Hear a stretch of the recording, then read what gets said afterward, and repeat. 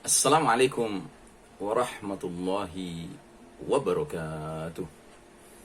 Alhamdulillahi rabbil alamin. Wassalatu wassalamu ala ashrafil anbiya'i wal mursalin Sayyidina Muhammadin wa ala alihi wa ashabihi ajma'in.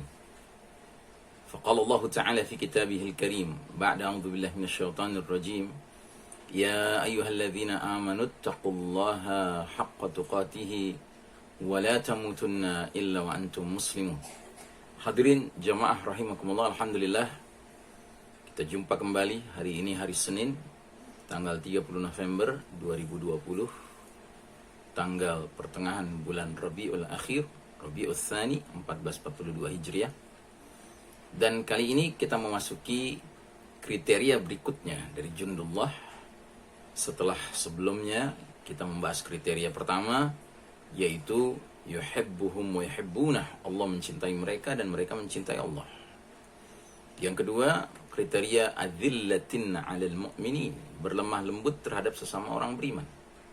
Maka hari ini kita membahas kriteria ketiga, a'izzatin 'alal kafirin.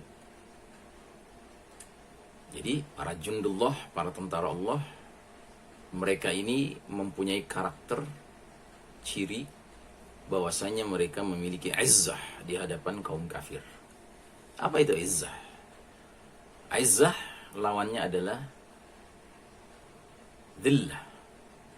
Izzah itu artinya memiliki ketinggian mentalitas, ya, kemuliaan dikarenakan iman di hadapan orang-orang kafir.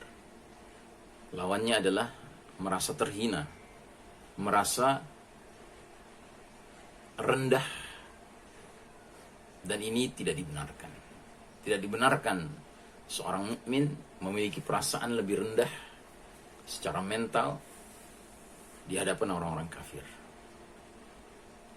Dan karenanya ini merupakan kriteria jundullah, tentara Allah. Seorang prajurit Allah, tentara Allah, dia menghadapi orang kafir, bagaimanapun penampilan orang kafir itu, tidak mengalami kerendahan mental, tidak rendah diri, tidak inferior. Tetapi dia merasa tetap dirinya adalah mulia karena Allah Ta'ala memang memuliakan orang-orang yang beriman dan yang bertakwa. Sebagaimana firman Allah dalam surah Ali Imran 139, وَلَا تَهِنُوا وَلَا تَحْزَنُوا وَأَنْتُمُ الْأَعْلَوْنَ إِن كُنْتُمْ مُؤْمِنِينَ. Janganlah kamu merasa hina, janganlah kamu bersedih hati, sedangkan kamu adalah orang-orang tertinggi derajatnya di sisi Allah Ta'ala, in kuntum mu'minin, jika kalian beriman, ya. Jadi syaratnya itu.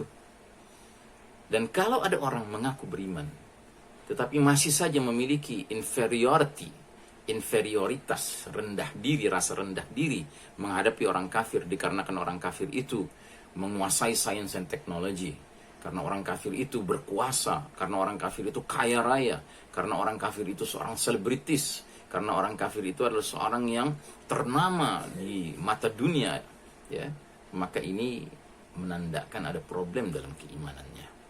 Karena orang yang beriman yang sebenarnya, sebagaimana firman Allah Ta'ala, dia tidak akan membiarkan dirinya merasa hina, bersedih hati, ya. Sebab apa? Dia sesungguhnya adalah al-a'laun, orang-orang tertinggi derajatnya di sisi Allah Ta'ala. Tapi syaratnya in kuntum mu'minin, jika kamu benar-benar beriman. Karenanya sedemikian rupa pentingnya masalah izzatil alal kafirin ini, sampai-sampai Allah Ta'ala menggambarkan bahwa kaum yang mengaku beriman tapi rusak imannya, yaitu kaum munafik, Allah gambarkan dalam surat An-Nisa ayat 138, ayat 139 sebagai berikut. Allah berfirman, "Basyiril munafiqina bi anna lahum 'adzaban alima." Beri kabar gembira pada orang-orang munafik itu bahwa sesungguhnya bagi mereka ada azab yang pedih. Siapa mereka? Alladzina yattakhiduna al-kafirina awliya'a min dunil mu'minin. Ayabtaghuna 'indahumul 'izzata fa innal 'izzata lillahi jami'an. Yaitu orang-orang yang telah menjadikan kaum kafir sebagai aulia. Aulia ini bisa beberapa makna. Bisa berarti sahabat karib, bisa berarti pemimpin, Ya, yang manapun maknanya, kedua-duanya tidak diperkenankan. Tidak diperkenankan orang mengaku beriman kemudian menjadikan orang kafir sebagai sahabat karibnya, sebagai pemimpinnya apalagi. Ya. Terus kata Allah Ta'ala, mereka menjadikan kaum kafir sebagai aulia, mengesampingkan kaum beriman. Jadi daripada mereka menjadikan kaum beriman sebagai sahabat karibnya, sebagai pemimpinnya, justru mereka bangga orang-orang kafir menjadi sahabat karibnya, menjadi pemimpinnya, menjadi tempat mereka menyerahkan loyalitasnya. Ayabtaghuna indahumul izzah fa innal izzata lillahi jami'an. Apakah kaum munafik itu berkehendak bisa mendapatkan izzah, kemuliaan, kehormatan, kewibawaan, ya, dari mereka orang-orang kafir itu? Padahal sesungguhnya al-izzah, kemuliaan, kehormatan itu lillahi jami'an, sepenuhnya milik Allah Subhanahu wa taala. Jadi artinya kalau ingin menjadi seorang yang berwibawa, terhormat, ya, mulia, maka justru yang penting adalah bagaimana seseorang itu taqarrub ilallah, mendekatkan diri kepada Allah, menjadikan Allah sebagai al-wakil, ya, hasbunallah wa ni'mal wakil, ni'mal maula wa ni'mal nasir. Cukuplah Allah sebagai hasbunallah wa ni'mal wakil, cukuplah Allah bagi kami, ya, sebagai wakil, sebagai pendamping, ya, sebagai tempat berlindung, tempat bertawakal, ya. Ni'mal maula wa ni'mal nasir. Allah adalah sebaik-baiknya pemimpin, pelindung, ya, tempat bertawakal, al-wakil. Ya. Nah, jadi saudaraku rahimakumullah, orang-orang munafik, mereka itu memiliki rendah diri, mentalitas yang rendah diri, inferioritas kalau sudah berhadapan dengan orang-orang kafir, apalagi di zaman seperti sekarang. Zaman di mana Allah sedang menguji kaum mukminin dengan posisi kalah secara duniawi, sementara Allah izinkan kaum kafir, Barat, Eropa, Amerika, Yahudi, Nasrani, kaum musyrikin untuk memimpin dunia hari ini. Maka orang-orang munafik ini, karena memang mereka hakikatnya tidak beriman tapi mengaku beriman, mereka menempelkan diri mereka, menyerahkan loyalitas mereka, kedekatan diri mereka kepada kaum kafir yang sedang digdaya, sedang berjaya secara duniawi hari ini. Ya, karena mereka menyangka dengan mereka mendekatkan diri kepada kaum kafir itu, mereka bisa ikut kecipratan wibawa keduniaan yang memang menjadi concern utama atau concern satu-satunya dalam hidup mereka. Kita orang beriman tidak demikian. Kita orang beriman sangat meyakini walillahi al-izzatu walirasulihi walil mu'minin walakinnal munafiqina la ya'lamun. Surat Al-Munafiqun ayat ke-8, kata Allah Ta'ala, milik Allah lah dan milik Rasulnya dan milik orang-orang beriman al-izzah, kehormatan, kemuliaan, kewibawaan itu. Walakinnal munafiqina la ya'lamun. Tapi orang-orang munafik nggak paham, nggak ngerti mereka. Ya.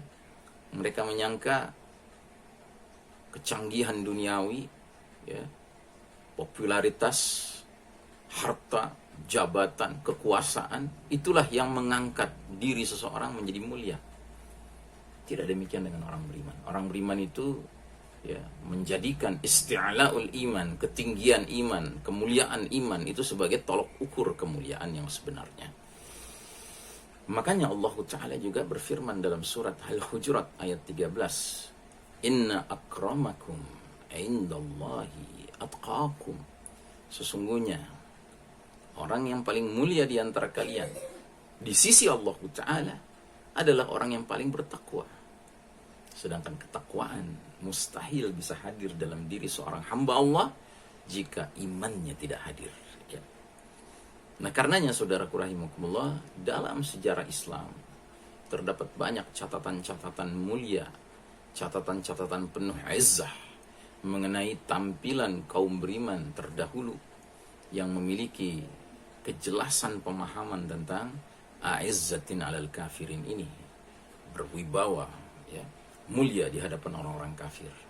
Kita ambil contoh yang cukup monumental dalam sejarah Islam, yaitu di zaman kepemimpinan Khalifah Umar ibn Khattab radhiyallahu an, ketika beliau mengutus Sa'ad ibn Abi Waqqas radhiyallahu an memimpin pasukan memerangi Persia. Ingat, Persia waktu itu adalah superpower, negara adidaya. Dan sebelum peperangan berlangsung, seperti biasanya diutuslah seseorang ya, atau delegasi untuk menghadapi pimpinan dari wilayah yang akan diperangi ya, untuk ditawarkan terlebih dahulu beberapa pilihan. Maka berangkatlah seorang bernama Rib'i bin Amir radhiyallahu anhu, seorang sahabat yang dengan gagah beraninya menempuh perjalanan berkuda seorang diri melewati padang pasir yang ganas menuju ke tenda pertemuan, yaitu tenda dari Panglima Jenderal Rustum ya, panglima tertinggi Persia waktu itu. Jadi meluncurlah Rib'i bin Amir seorang diri dengan kudanya menuju tendanya Rustum. Tendanya ini di tengah padang pasir, dan rupanya mereka telah menggelar karpet merah penyambutan tamu ya, yang cukup panjang karpetnya itu. Maka ketika Rib'i bin Amir mendekat kepada tenda itu, dari kejauhan dia sudah bisa melihat ini sepertinya tendanya Rustum, panglima tertinggi Persia. Aku akan memacu kudaku ke arah sana. Ternyata ada karpet panjang, karpet merah yang menghampar ya, masih jauh, panjang sekali karpet itu dari tenda tersebut. Maka Rib'i berpikir, kalau aku turun berjalan kaki di atas karpet ini, tentunya aku lelah, sedangkan aku sudah perjalanan sedemikian jauh berkuda seorang diri. Maka apa yang dia lakukan? Dia terus saja naiki kudanya. Kudanya itu menginjak-injak karpet permadani itu sampai ke pintu tenda. Dan kalau seandainya memungkinkan, dia akan terus masuk ke dalam tendanya dengan kuda-kudanya. Tapi apa yang terjadi? Dia melihat pintu tenda itu ternyata rendah, pendek. Sehingga dia berpikir, kalau aku dengan kudaku masuk ke dalamnya tentu tidak muat. Maka dia turun dari kudanya, tapi ternyata tenda itu dibuat pintunya sengaja ya, rendah, supaya kalau Rib'i masuk tidak ada pilihan lain, dia harus membungkukkan badannya seolah-olah ruku. Dan itu sudah merupakan cywar ya, perang psikologis dari pihak Persia kepada seorang jundullah, tentara Allah ya. Sehingga apa yang dilakukan oleh Rib'i, dia kelilingi tenda itu, ternyata tidak ada pintu lain kecuali harus lewat pintu situ. Akhirnya masuklah Rib'i bin Amir melalui pintu itu dengan membungkukkan diri, tapi berjalan mundur. Masya Allah Ta'ala. Sehingga di dalam tenda itu ya, Rustum yang tadinya menyangka akan mendapatkan penghormatan berupa tentara Islam masuk tiba-tiba sudah membungkuk di hadapannya, dia malah mendapatkan bagian belakang dari tubuh ya, Rib'i bin Amir ya, suatu bahagian yang lebih pantas untuk diterima oleh seorang musyrik ya, penganut ya agama Majusi, penyembahan berhala seperti Rustum. Belum selesai ini ceritanya. Setelah masuk ke dalam, Rib'i bin Amir melihat suatu pemandangan, seorang laki-laki di tengah-tengah berbaring, bertelekan di atas sebuah sofa, sementara semua yang lainnya berdiri tegap memegang tombak. Sebenarnya Rib'i bin Amir sudah bisa menduga bahwa Rustum, panglima itu adalah yang sedang berbaring itu. Sedangkan semua yang berdiri memegang tombak pastilah para tentaranya, pengawal-pengawalnya. Tapi karena memang belum pernah berkenalan, ya, dan di zaman itu tidak ada Facebook, tidak ada wajah orang, tidak bisa diketahui dari ya, jarak jauh, maka apa yang dilakukan Rib'i, dia bertanya kepada orang yang terdekat dari dirinya ke arah kanan, dia bertanya, hal anta Rustum, apakah kamu Rustum? Maka dijawab oleh pengawal ini dengan menggelengkan kepala, la, bukan. Maka dia tanya kepada yang sebelahnya lagi, hal anta Rustum, atau kamu berangkat Rustum? Dia pun menjawab lagi, la, bukan.